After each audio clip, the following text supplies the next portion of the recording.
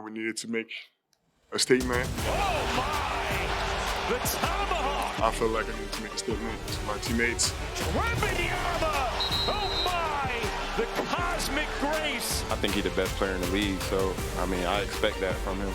Wembanyama, the fake! The reverse! And the foul! A figment of our basketball imaginations! Lively denied! It's like playing against your dad in the driveway when you're 8 years old. What do you do? Wemby, three! You bet! Plus the foul! A 40-point opener for Victor Wembanyama.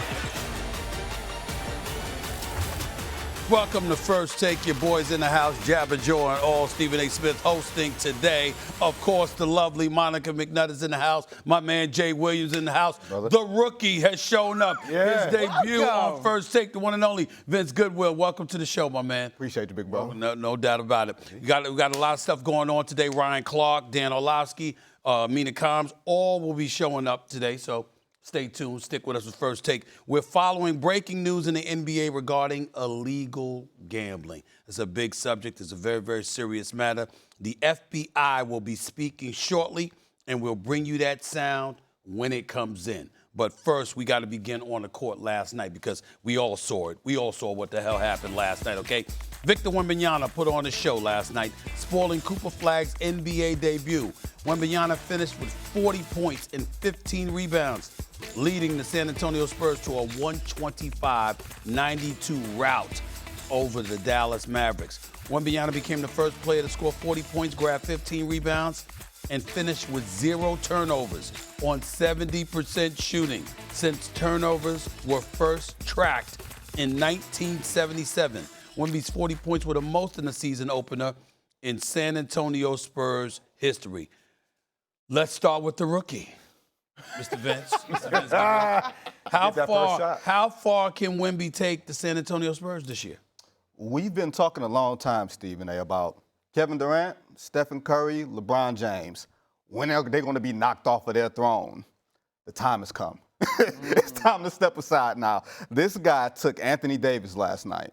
Stephen A., you said that the Dallas Mavericks were going to the NBA Finals. I'm taking it back after one game. I'm taking it back after one game. I'm taking it back. One game, I'm taking it back. Go ahead. He looked at Anthony Davis and treated him like an 8th grader. He literally abused him. Like the play that got me, Steve, was the play that he was beat against Derek Lively. He was beat and literally snatched the ball out of midair. So when you ask where can he take the San Antonio Spurs, someone out of that top 8 is getting knocked out. I'm not sure who, I'm not sure when. We've been saying for a long time since he showed up, since we saw the film of him being in France, he's coming. Yeah. He's not coming anymore, Stephen A. He is here. Go ahead, Monica. Okay, so Wemby be what he may, even though we've never seen anything like this, right? I think because you start to think this way last night. Going into the season, I'm like, okay, there's 5 teams I think the Spurs are going to be better than in the West immediately. But if the supporting cast, to me, because it wasn't as if Castle wasn't D'ing up. Like, there was energy down this roster. The way Harrison Barnes was talking to Wembanyama, leading as a guy that's won a championship in this league. Devin Vassell, like, the energy around Wemby is going to be just as important. He is going to be otherworldly, obviously. And if it's not, it don't even have to be 40. Like, if it's 28 strong, he's still going to pose so many problems for defenses. But when I look at this young group, I think the time, to Vinny's point, the time of, oh, they're too young, the reigning champs are one of the youngest teams in the league. Like, we are at a place where the mileage on the bodies matter. And this team, I just don't know what the solve is for Wemby. Okay. Where he takes them will be dependent upon health, I think. Of course. Well, we're always assuming health. Could he be a playoff team? Right. Yeah, I think he could potentially lead them to be a playoff team. But, you made mention of LeBron and Steph. I think there's a tier of people we're talking about right now. SGA, Luka. Jokic, to me, has been the best player in the game. What I saw last night is the highest ceiling in the NBA. Yeah. It's the highest ceiling. It's ever. I got lucky to be drafted second behind a 7'6" Chinese man in Yao Ming. This is Yao Ming meets Kevin Durant. But the confidence was the thing that really built it for me last night because it was, I think at times last year he settled for jumpers. But this to me felt personal last night. It felt like he went at AD he went at Cooper Flagg, who, by the way, had the worst plus minuses out of anybody on their team last night. That's right. Because they couldn't. We can get into that, but go ahead. I mean, well, I think a lot of it was the reason because you had a guy who was down there who was blocking out the sun, who was dominating the paint. And by the way, he's the best defensive player in the world. Yeah. I already think he has that title. Yeah. And I think now what we're seeing is the completeness. If he plays with this confidence, that's the best player in the league. If he plays with that confidence, Right. highest ceiling, if he's able to sustain that, that's his potential. You don't want to engage in too much hyperbole. I know what I said about the Dallas Mavericks, and I changed my mind after one game. Let me tell you why I changed my mind after one game. Because it wasn't that he dropped 40. I saw him snatch hearts. Oh, he did. I saw him snatch hearts. And I want to say, I'm not saying that disrespectfully to Anthony Davis or anybody else. The man's 7'5". You understand what I'm saying? I mean, he's 7'5" and scared. You do find yourself, when you're 6'11", 7 feet tall, you don't usually find yourself looking up at people. That you're looking up at this dude and you're going like this, what the hell am I supposed to do with a cat that dancing between his legs, behind the back, falling away 3-point shots? A handle, he'd go, reverse dunks. And I mean, he did everything last night. I saw him literally snatch the heart out of Anthony Davis and the Dallas Mavericks. They looked demoralized.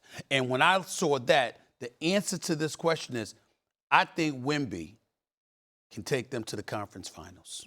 I think he can take them to the conference finals. Let me tell you why.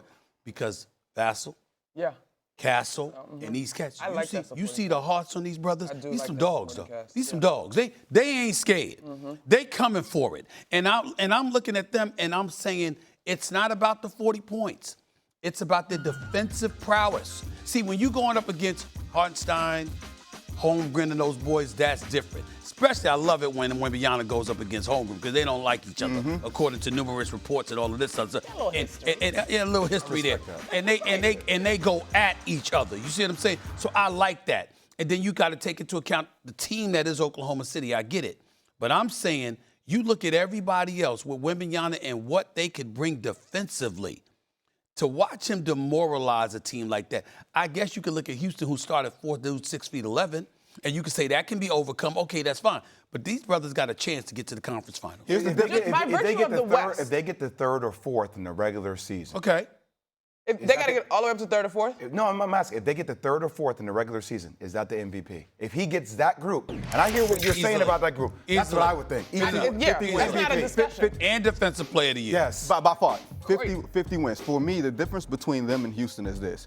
Houston is big, but they're slow. Like, they were slow to the ball. Last night, these guys, they're big at the rim. The most valuable thing in the NBA defensively, can you protect the rim because you can't defend anybody on the perimeter anymore. So he's there. I guess the only thing, and I'll go to you in a second, Monica. The one thing about Houston, and this is, Wembanyama makes Kevin Durant a focus when we bring up Houston. Because against San Antonio, because of what you see them bringing to the table with him defensively, you got to have somebody, here's the ball, take us there. If Houston gets that from Kevin Durant, which we know he's capable of. Man. I understand. He's going to be all NBA this year. So good. I mean, everybody keeps focusing on KD as a lockdown person at the end. No. Sengun is the one. But no matter what you say about Sengun, he ain't going to do that against Wembanyama. Kevin Durant, I believe, can do it against anybody. That's the difference. Go ahead, Eminem. That's true. Well, I just think, because I think we're all on the same page in terms of the potential here.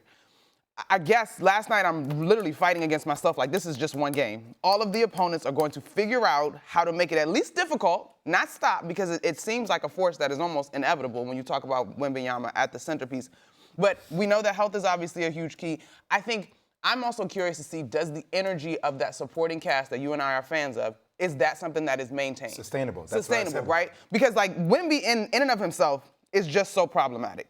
But we've seen he could be a centerpiece, and if those guys aren't up to par, I just think when we look at the West, it's going to be so much about matchups. Conference finals doesn't sound crazy to me if they draw the right matchups, right? And thinking about it now, I'm wondering what a Denver would look like against San Antonio. But other than that, like, it's got a very young team. That's my thing. But like, is it inexperienced pieces? So is it? But that's what I was about to. We're at a place now where is young a problem or is inexperience what we're talking about? Because look at who the champs are. Like now, I'm wondering if the freshness that I would argue that San Antonio has is actually a positive compared to the mileage, and I respect the mileage of some of the OGs. When you talk about the champions, let's look at who the champions are. You going to Shea Butter. Yeah. if you Oklahoma City. I love that name, by the way. That's what you're doing. You going that route, okay? Him, Jay Williams, the whole crew, okay? That's what you're doing. And Hartenstein and Holmgren, they can give you what they can give you. When you look at Houston, you're talking about Şengün. He don't want nothing in the post against this kid. Not in the post, okay? Not in the post, all right? You look at Jokic. This is the great Nikola Jokic. We know how phenomenal he is, but that's a lot to ask because the kid's 7'5" in Wembanyama. I'm just thinking about who are you going to lean on to offset what that man is going to throw at you if you're an opponent? And I'm saying because with Oklahoma City, it's a cat with the ball in his hands at the point guard spot giving you 30 a night. With Denver, it's different. With Houston, it might be different. And I'm saying against that kid, whoa. Oh, no. Here's the thing that we haven't mentioned. They didn't have De'Aaron Fox last night. Oh, you know what I mean? Dylan Harper, they're going to get better throughout the course of the season because they are so young and because they don't have all of their money tied up. If they want to make a move, like none of these rosters are set between now and February. If you want to make a move because you see you have a window, you know, Victor's on a rookie deal right now. He's not being paid to his value for another couple of years. So if you decide, hey, there's an opening here, we can go and make it. And to your point about Oklahoma City, Monica, they went from the play-in, Right, second round. It's a process. That's a huge leap for them to still be. But we all agree San Antonio's not in a developmental year anymore. This counts. De'Aaron Fox didn't play. Yeah, that's what he just said. De'Aaron Fox didn't By the way, We know your puffy cheek. That's what you're bringing. Vinny just said that. There's a lot happening. Right. There's a lot happening. It's okay. There's a lot happening. Sorry, y'all. My bad. My bad. I'm gonna come back to you. I didn't hear right. I'm gonna come back to you for a second. Yeah, go ahead. I ain't off your Dallas Mavericks pick though.